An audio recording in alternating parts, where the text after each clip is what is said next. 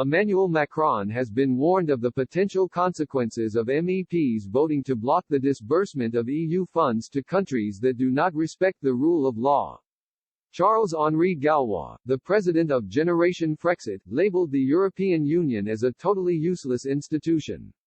He added that France would benefit if the EU's recovery plan failed and that there should be a referendum on the €40 million expenditure linked to the plan.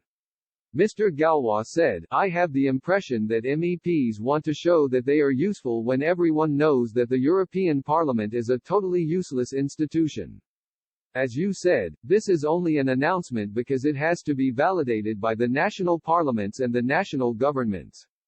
Countries like Hungary and Poland, which are the target of this, could overturn the recovery plan, so this is far from over. We obviously support the freedom of the press and the separation of powers, that's normal, but it's ironic when that comes from the European Union, which does not respect the separation of powers itself.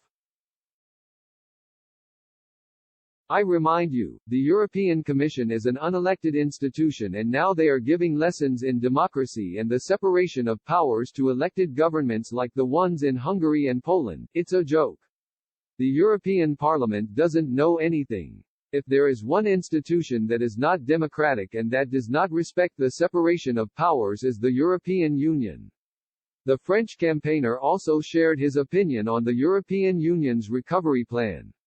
He said, "If the recovery plan fails, that is very good news for France because it will be extremely expensive. If we were part of a democratic institution, but this is not the case with the EU, an extra expense of €40 billion should be looked into." The French Revolution and the Declaration of the Rights of Man and of the Citizen tell us that people control public spending, and when we have an expenditure of €40 billion, it would be normal for the French to be again consulted by referendum if we still want to be part of the EU. He added, "I think this recovery plan is an opportunity to ask our citizens again for their opinion.